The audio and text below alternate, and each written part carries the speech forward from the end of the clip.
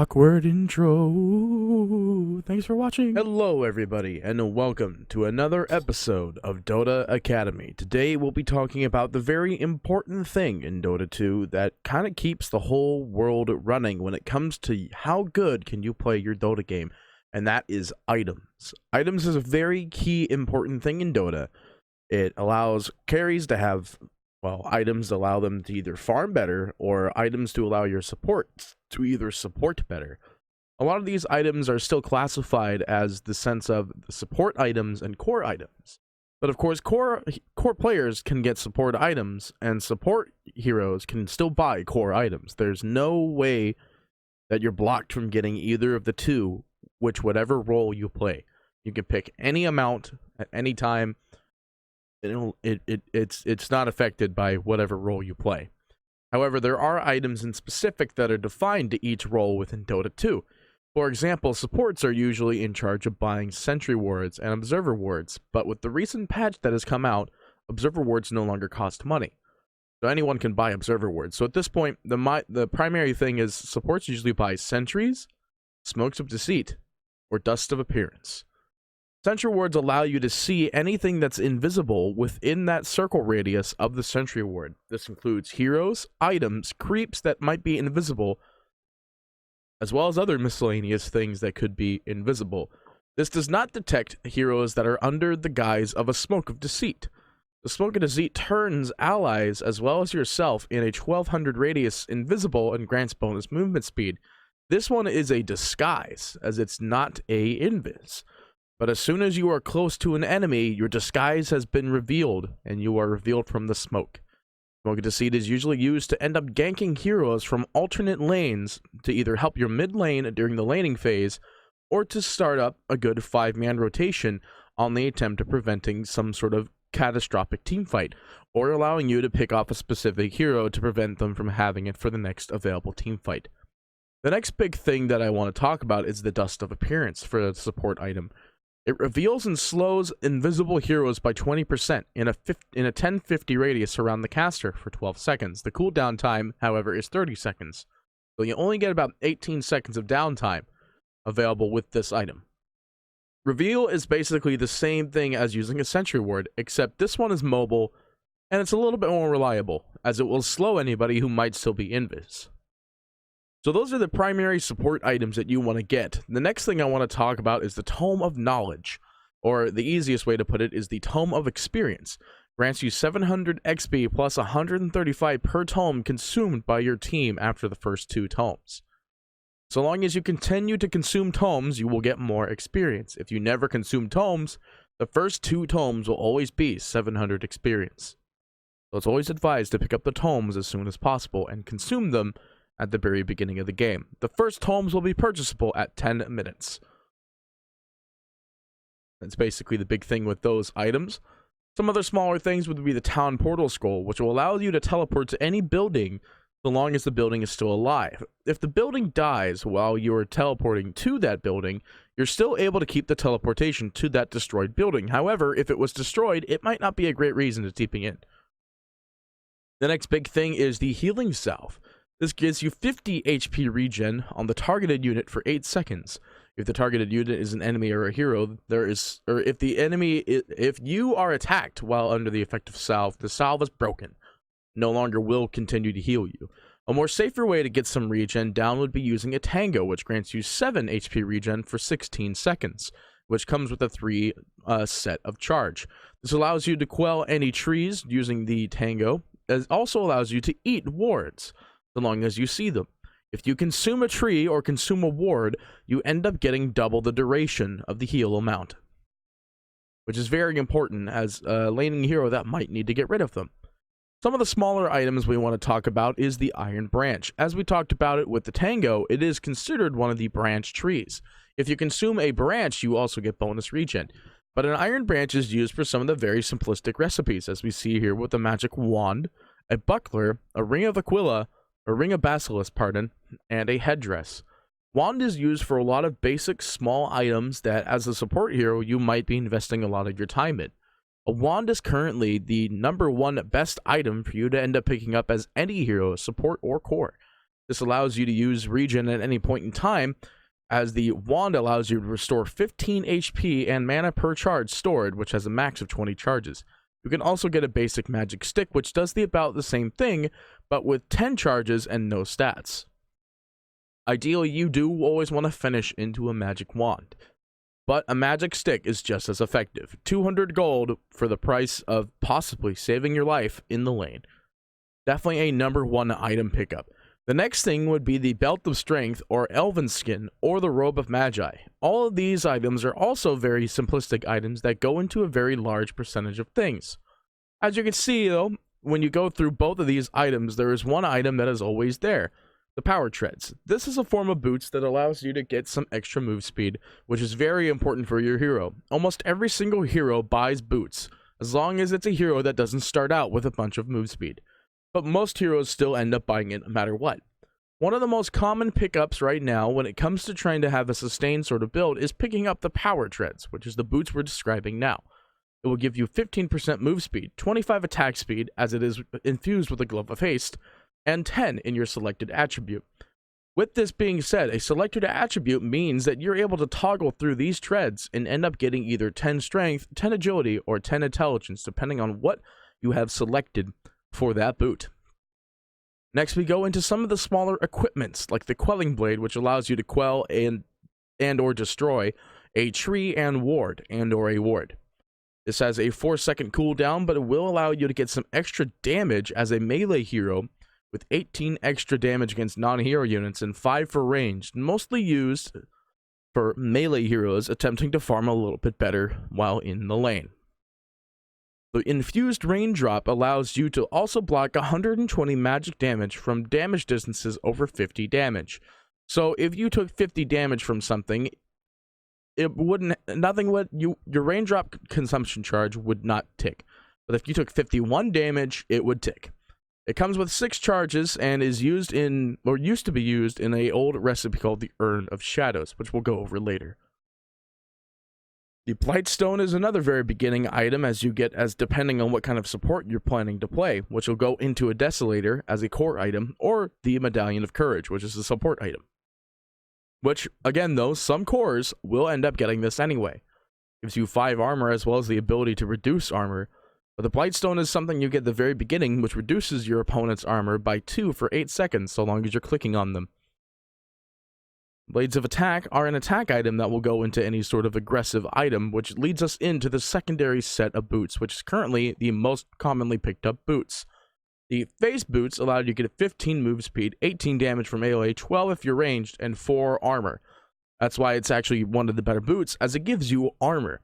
Armor is a very important attribute in Dota 2 against almost any draft you can run into. The active, which is something we'll discuss right now, an active allowing you to activate the item to get whatever the effect is. For example, with the Face Boots, if you activate it, it gives you 20% or 22% increased move speed on melee and 10% on range, and lets you move through units more quickly and turn more quickly for 3 seconds, with an 8-second downtime, or with an 8-second cooldown, so 5-second downtime. This is one of the more important items that you see on a lot more cores than you do on supports. In fact, let's go ahead and talk about some of the other various kinds of boots. The Tranquil Boots allow you to have 26% HP, 26% movement speed, and 16% HP regen. Whenever you attack a hero or are attacked by a unit, the 16% bonus regen is lost, and the move speed is just reduced to 18% for 13 seconds. Big thing about this is that some of these effects, where it comes to the 18 HP regen or the Phase Boots active, they do stack on top of your other boots if for some reason you have multiple pairs of that one boot. So at one point, you only want to have one kind of boot available when it comes to these kind of active-esque ones. Following that is the Arcane Boots, which is 15% move speed, gives you 250 mana, with the addition of having an energy booster, which is another big item that allows you to have this slew of very good-looking items. But first, it'll give you the Arcane Boots, which allows you to give 160 mana to all nearby allies, which, again, will not stack. If you use Arcane Boots once, and you have multiple pairs of Arcane Boots, both of them will be on cooldown. Following that, though, we do have the Guardian Greaves, which is the bigger version of the item, which has a mechanism which allows you to heal your units, which is another very big item in Dota 2, a support-esque item. The Guardian Greaves is also another very support-esque item, as it applies a basic dispel. A dispel is something that removes any enemy debuffs that are on top of you that could be delaying your ability to end up supporting your team. A dispel is very important when it comes to very specific heroes, as if you were to be silenced, you can then use this boot to purge that and then be able to re-engage at any point in time. This allows you to restore 300 HP, 200 mana, and removes most negative effects from the caster. It will also give you a passive 2.5 HP regen. If an ally falls below 20%, they receive 16 HP regen and 10 armor, which is the Guardian Aura. Overall, this gives you 5 attributes and 6 more armor on top of the previous statistics about the arcane boots. This is because the mechanism is paired up with this one and adds all the extra attributes that you would end up getting from this. Another big thing we do want to talk about is a recipe. A recipe is a very important thing in Dota 2, as there are some things that can't actually be built by just combining a bunch of items. It will need a recipe. The recipe is a way of saying, this is the little last bit of complexity that we'll add to your item, and this will allow you to then build the item into whatever you feel. So certain items like a Radiance will end up needing a recipe, because you can't combine this weird looking sword relic thing and just another sword to make a Radiance. You need to know how to make it. They'll give you a recipe, and that recipe will allow you to make your Radiance. Or for example, any other possible thing that has a recipe in it. I believe the Heart of Tarask has one, so the Heart of Tarask needs a $400 recipe, because you don't know how to put a sword, an HP orb, and a ring together to make that weird looking thing. You need a recipe. Recipes are very crucial into the game and allow you to make a big slew of items that allows you to actually just make anything you really want. Oh, an upgrade to the wand, by the way, is the Holy Locket, but please don't ever buy it. It's not a great item. Please, don't. Just don't. Earlier when we started this episode, we talked about farming items. There are a few items in the game, like the Maelstrom, which allow you to farm a little bit better. It gives you 24 damage, but the big thing about it is this passive chain lightning. It has a 25% chance to release a bolt of lightning that jumps to 4 targets between 900 radius, doing 150 damage per proc. And it does pierce evasion. So the big thing about this is that the Maelstrom deals magic damage to creeps, which have very low magic resistance. To normal creeps, that is. Any other creeps that could be summons from somebody else could be a whole different scenario. But Maelstrom is definitely one of the other farming items that a lot of safe lane cores like to end up picking up, or mids as well. The other one is going to be a Battle Fury. The Battle Fury is actually only a melee specific item. It does give you a little bit of extra range, but the cleave only works for physical damage melee heroes, which is what I'm going to talk about as well. Cleave is a very important sort of mechanic in Dota 2. There are a few heroes that have abilities that automatically augment Cleave into their baseline capabilities set and trait. So the big thing is that we're looking at the items that will give Cleave, but all the other heroes in Dota 2 have Cleave-based mechanics. But the Battle Fury is another one that will give you Cleave, which is just one you buy on any sort of melee core. The easiest one to recommend is Anti-Mage. Anti-Mage generally has a pretty hard time farming overall in Dota 2 due to the fact that his abilities are mostly for attacking heroes and performing extremely well. Now with the Battle Fury, this allows him to farm creeps a little bit easier and not have to rely on a Maelstrom randomized procs, as the cleave happens 100% of the time. It deals 60% of his physical damage in a cone to 655 around the primary attacked target. Which if you're attacking a creep wave, the creep wave is in a line kind of like bing, bing, bing, bing, and then the creep in the range creep in the back. If you time this cleave right, you can end up cleaving all the creeps as well as the range creep in the back. That goes over a very basic set of items that are like maybe tier 1 complexity. Then we need to go into the tier 2 complexity items. We can go into the Shadow Amulet, or as I like to call it, the Shamulet. The Shadow Amulet can be built into 2 very specific items, which again separate the difference between a core player and a support player. The Glimmer Cape is much like an active invis, at which you have a 0.6 second delay that you apply an invis to your ally that also gives 45% magic resistance for 5 seconds. So the big thing is that this is also dispellable, but it's not really something that like people are going to try to go out and dispel themselves. But this can be cast while channeling. Channeling is a very interesting mechanic in Dota 2. But overall, when you cast Glimmercape while channeling, you just got to make sure that you don't move. Because if you're channeling something and you move, you're done channeling. Because channeling means you have to stand still. So the Shadow Amulet can go into the Glimmercape, which allows you to build the support-based version of Invis. The carry-based version of Invis is called the Shadow Blade. The Shadow Blade gives 30 attack speed and 27 damage because you end up putting a claymore into this recipe, which costs 1400 gold and 21 damage. This one makes you invisible for 14 seconds or until you cast a spell or attack. While Shadow Walk is active, you move 20% faster and can move through units. If attacking at the end of invisibility, you gain 175 bonus physical attack on that physical damage on that attack. If the invisibility ends without attacking, the bonus damage is lost and has a 0.3 second fade time. Shadow Blade also goes into another item like Silver's Edge, which allows you to end up easily killing and breaking somebody's passives. But we'll talk about that when we go into another episode involving heroes in a higher based lineup. But overall, items are used to end up giving your core or your support or your offlaner or your mid laner a much stronger advantage in the world of Dota 2. There are a lot of other ways and a lot of other items that will allow you to end up outperforming your enemies or your opponents, like a blink dagger, which will allow you to blink away either to somebody or blink away from somebody, allowing you to get away just in time. If you manage to double click, it will actually put you in the direction of your fountain, and you'll be teleported 4/5 of the maximum range instead. So the Blink Dagger is definitely one of the other high complexity items, much like the Glimmer Cape, because you need to know when to use them. The next highest important thing would be a Force Staff or a Hurricane Pike, both of which still Force Staff you about the same exact distance away if you use it without the push. Force Staff works like it on self allies. It will cast for 800 allied range, 400 enemy range, but this one pushes 600 no matter what. The Force Staff has a better default push period because I don't foresee you going for Hurricane Pike unless you are a carry, as Hurricane Pike has carry-based items in it, like the Dragon Lance. But a Force Staff is another one of the higher complexity heroes. If you're unable to buy a Blink Dagger, since the Blink Dagger costs 2250, you could always buy a Force Staff, which also costs 2250. But the thing is, you could buy the parts for it a lot easier. Sometimes there's scenarios in Dota 2 where you can't get a specific item, but there's another item that could accomplish the same thing, but you have to buy in parts.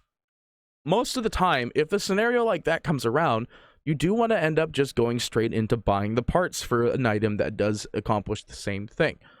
For example, if you're unable to just buy out a Blink Dagger because a Blink Dagger has no other items that go with it, you should buy out the Blink Dagger immediately. But if you're unable to really get that hold of 2250 gold all at one time, you end up buying parts to a Force Staff, which allows you to end up forcing fights a little bit quicker than you expected. A low complexity item I want to talk about is called a Dagan, or Dagan, or any other way you really want to word it. This allows you to have a burst if you're a hero without burst damage. 400 to 800 damage, however many times you upgrade it, as a Dagan gets upgraded every time with every recipe you end up putting into it. The recipe images look pretty much the same along the whole entire way. You can't really see the major difference, as a Dagan recipe will always be 1250 and will always upgrade the next level of your Dagan so long as you have a Dagan in your inventory. Another high complexity item actually is going to be called the Orchid Malevolence. This is a targeted silence that allows you to silence any enemy for 5 seconds and increase 30% of the reduced damage inflicted as bonus magical damage at the end of the silence. So that's one of the other higher complexity items, as well as the Meteor Hammer, which basically, after a channel of... How long is the channel? The channel is 2.5 seconds with a 0.5 second fall time, meaning 3 total seconds overall will take for you to end up getting the stun. Usually, this is picked up on heroes that have a stun that could follow suit right after dropping a Meteor Hammer drop. So for example, Screen Protector with Overgrowth, or Lion with just throwing down a stun. As soon as you drop a stun, you start channeling this, and this will be your secondary follow-up stun. A very high complex item, and usually only useful at very specific times. This also deals damages to buildings, however, which is why a lot of people still end up picking it up. As we talked about before, we do have the Radiance, which is another very strong item. It gives you 65 damage, but slowly burns away enemies with 60 magical damage per second, causing them also a 17% chance to miss. Illusions deal half of that magic damage per second, instead of just you doing full damage as a not illusion. This is a low complexity item, but a high complexity buys. It is a 3800 sacred relic and a 1300 recipe. There are very specific heroes in Dota 2 that end up rushing this item at the very beginning to end up getting their performance up and running. But most of those heroes are not heroes you would be playing at this level of complexity. Next, we go into the upgrades into the support slot. As we talked about earlier, like I said, the Ring of Basilius, the Headdress, and the Buckler are all support-esque items that you'd be running into, much like the Medallion, the Tranquil Boots, the Guardian Greaves, the Mechanism, and the Holy Locket, and the Arcane Boots. The Urn of Shadows is definitely one I want to talk about, as every time you land a kill with an Urn of Shadows in your inventory, you gain 2 charges. But if you have charges already in your urn, you will only get 1. So it's always advised to end up using all your charges when you're down to 0 charges in combat is the big thing. You really don't want to be using the urn charges on yourself as often as using it on enemies. The basic level urn provides 30% HP regen when given to allies and deals 25% or 25 damage per second when you throw it on enemies. It lasts 8 seconds on either person you end up putting it on. The next big part about this is still running into picking up a Spirit Vessel, which is the upgraded version of it. When it's used against enemies, it reduces their health by 4% instead of 25 damage, or on top of 20 damage. 4% of current health and reduces the healing regeneration by 60%. Regeneration is a big thing in Dota 2. HP regen allows you to live out fights while you're trying to escape from anyone trying to pick you off. And usually this is one of the next best things you'd like to go for as a hero that's trying to run away. The Spirit Vessel is a very great item when it comes to the scenario of killing down enemies with high HP regen. Next, we can go into some of the armor things. The first thing I do want to talk about in the armor section is called the Vanguard and or the Hood of Defiance. The Vanguard can be built into a Crimson Guard, which allows you to send out an aura giving you damage block to your friends. The same thing goes with the Hood of Defiance, where if you upgrade the Hood of Defiance, you get a Pipe of Insight, which allows you to have a shield of magic block for 400 total damage that lasts 12 seconds. These items are also very support-esque, but a lot of cores do end up picking them up because they are very core-like items that help them out in the team fights in the further beyond. The number one item in Dota 2 that people neglect, but at the same time is the best item in Dota 2, is the Black King Bar. It grants you spell immunity, but the only problem is that it decreases with each use. Selling your Black King Bar and buying a new one will not reset the immunity durations. No matter what, the timer you have on that BKB is the timer you will have forever. There is no getting more BKB charges until they add an item that eventually restores BKB charges. The BKB grants you 100% spell immunity. Now the problem is that most spell damage actually still goes through. So in reality, this prevents you from getting stunned from anything that's magical based. But there are also some other stuns that still bash through it. I know that me saying there's all this other crap that still works through BKB makes it sound like you don't want to buy a BKB. No, a Black King Bar is probably the most important item as a core that you will ever have in your whole entire lifetime. And if you for some reason think otherwise, then this guide is not actually meant for you. Because this guide is to show people that certain items in Dota 2 are extremely helpful no matter what the scenario is. The Black King Bar is exactly that item. Now that we're done with the armor, we're going to go into the artifacts. The artifacts are some stuff that are very special into the game that grant a specific sort of connective sort of net worth showing. Basically, they're the really strong items that aren't the ones that are too overly strong. First, we have the Sanjin Yash, or the Kayan Yasha, or the Yasha Kaya, or the Sanjin. Either there's the Kaya Sanj, the Sanjin Yasha, or the Yasha Kaya. Basically, what it is that there's these three items called the Kaya, the Yasha, and the Sanj that could go all into one item. or well, 2 of them can go into one item unless you end up going for the Trident, which allows you to put all 3 of them together. The Trident is a tier 5 item that drops from neutrals, which we'll discuss extremely shortly. The next biggest item I do want to talk about is called the Eye of Scotty, or actually let's talk about the Satanic. Satanic is one of the few items that actually has status resistance in the game. Status resistance allows you to resist statuses. So, for example, if you are stunned, that stun lasts 30% shorter because you have 30% status resistance. It also gives you 25 strength and 25 damage due to the items that end up going into it. So, for example, the Claymore and the Reaver. The lifesteal is the biggest thing you want to look at this one. This one gives you a passive lifesteal of 25%, which this one is only 15% for the Morbid Mask. 25% on passive, but the big thing is that when you activate it, you get 200% lifesteal for 5 seconds. 200% allows you to easily restore all of your HP and get back into the game. So that's it with the normal basic items. There's a lot more, obviously, I could talk about that would take up a lot more time, but this video is already 26 minutes long. So let's go ahead and jump quickly into the neutral items, which is a new mechanic that has been recently released into Dota, which is why this episode has taken a little bit longer to come out. The big thing about Dota 2 now is that neutrals will drop very specific items that may have been from the past or that are from the future. The big thing about this, when I say from the past, the Iron Talon and the Poor Man's Shield, as you see here, are 2 items from the past of Dota 2. These items weren't exactly items that people were very happy to see, and as soon as they were removed, it became a lot easier to play the game. The Ring of Aquila is also another one of those items that used to be the extended item you would buy, as if you had a Ring of Basilius. You'd buy the Ring of Basilius, and then buy a Wraith Band, and then magically you would have the Ring of Aquila.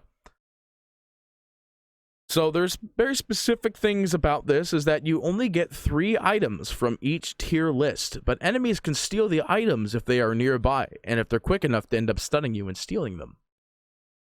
At the 7-minute mark, you're able to go into the jungle and kill off neutrals to obtain these lists of tier 1 items.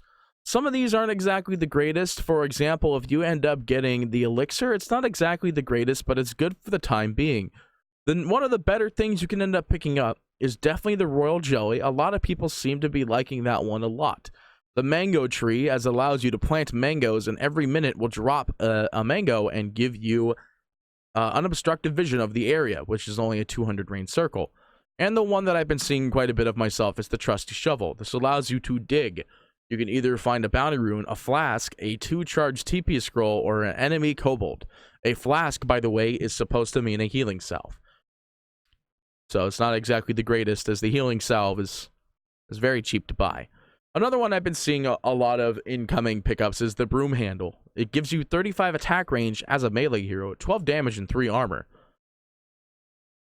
So into the tier 2 items, at 15 minutes, you can end up getting tier 2 items. The bigger ones we used to see, we see all the time actually, are Vampire Fangs, which grants you lifesteal and night vision, well, spell lifesteal. The Grove Bow, which gives ranged heroes an extra 100 attack range and 10 attack speed, and attacks the enemy with a 12% magic resistance decrease.